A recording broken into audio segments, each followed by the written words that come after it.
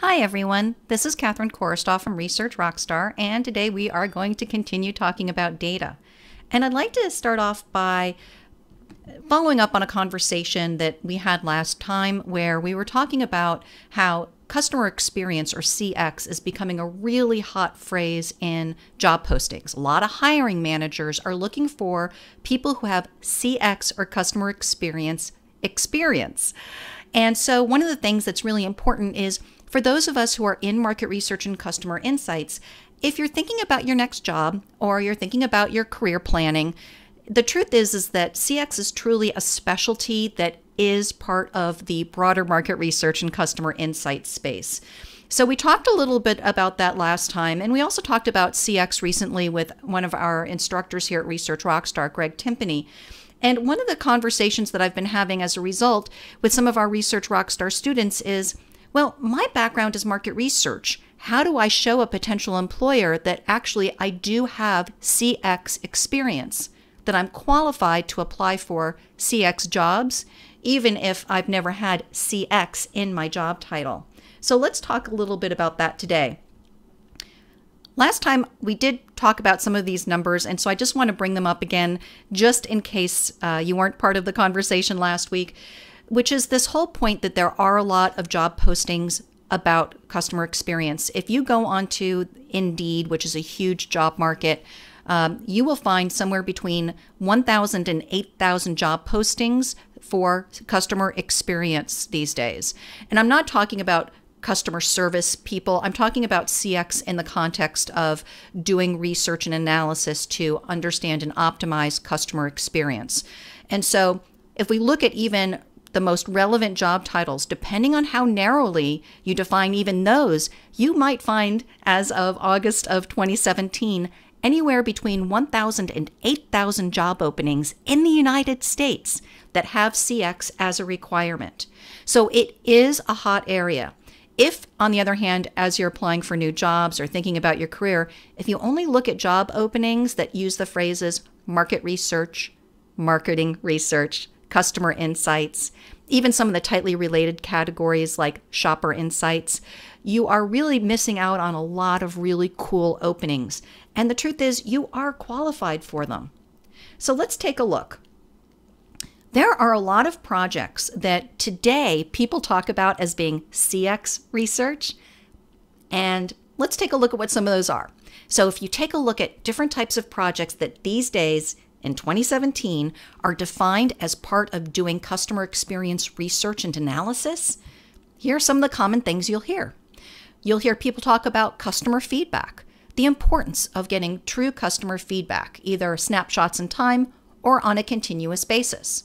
Now, obviously, there are many different types of customer feedback. It could be feedback about a product. It could be feedback about a website. It could be feedback about a customer service experience, like, for example, the customer experience of dealing with returns or billing disputes. So really, any kind of customer feedback can fall under this umbrella as people talk about CX-related customer feedback these days. Customer journey. Now, in CX, you will often hear things defined as customer journey, but what does that really mean? Well, if you look under the covers, you'll see that there's a lot of research that's being referred to as CX that has to do with these things. There are CX projects that are about the customer journey, specifically about the evaluation process. What are the steps people take in this product category when they're evaluating products? How do they go about researching and finding out what their options are?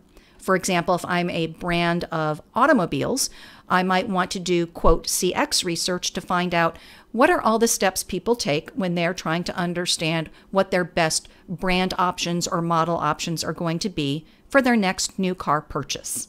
So that's an evaluation process. Purchase process. Again, a very important part of the customer journey, not only how they evaluate products, but then how do they actually make that purchase?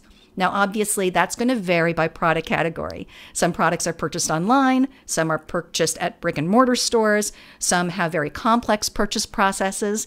This will be true for those of you who do business-to-business research, especially. Deployment process. Well, that's part of the customer experience too.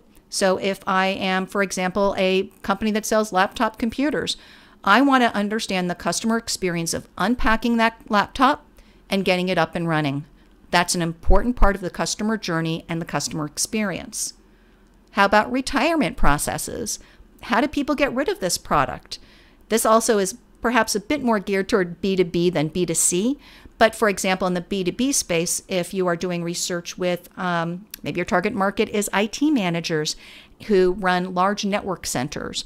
Well, how do they retire their networking gear when it's at the end of its useful life? That is part of the customer experience as well.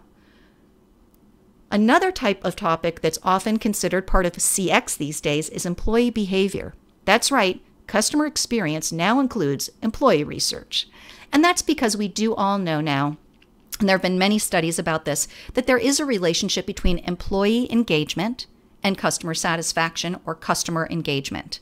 There are a number of studies on this. If you haven't seen the research on this, I definitely encourage you to go to your favorite search engine and do some research on this. Also, be sure to check Google Scholar because there's some really cool articles that have been published that you'll find more easily if you use Google Scholar. But employee behavior now does include or is part of the CX umbrella. And finally, another common aspect of CX work these days is product usage. So the idea is a CX project could be about how people use our products. How does the customer actually interact with and literally use our product? And ultimately, the company hopes that through a deeper understanding of the customer experience with the product, they'll be able to optimize it. So if you're an experienced market researcher, if you're somebody who's been doing customer insights analysis for some time, what do you notice about all of these projects? These are all classic market research projects that have been done for more than 20 years. There's nothing new here. There's some new language.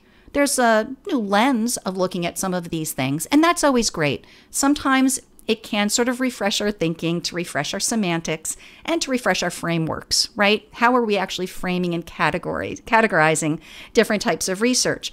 But there's nothing on this slide that is not market research.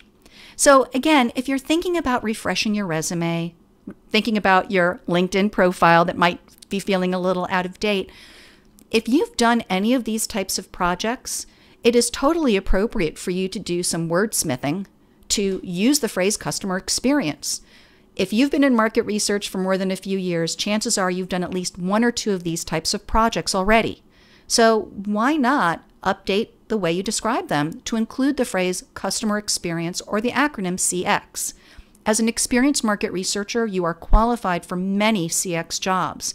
And again, it's a hot job category. You're going to find a lot of job openings out there that have CX in the title. You may need to do a little refreshing on how you describe yourself and your bragging points, just to make sure you're using the type of language that's going to appeal to hiring managers who are looking for CX. But again, if you've done these sorts of things, you have done CX. You just called it market research. If you haven't seen the August issue of Quirk's Marketing Research Review, I do share some of this information as well as some of the other job trends I'm seeing in the cover story. So the article Breaking the Career Bubble is one that I authored and includes some of the specific data that this is coming from, and that's part of the broader conversation about job trends for those of us in market research and customer insights. So if you're interested in this topic, I do encourage you to check out that article on Quirks, and I believe they have an electronic copy of the article also up on their website. As always, I welcome questions and comments, so please add comments here. And if this is a useful conversation and you'd like to have more of these conversations, please do subscribe. If I see that we're getting more subscribers, I'll keep the conversations going. And I've got some really cool ideas for future topics that really expand our conversations about career trends and job title trends and skill requirement trends for those of us in market research.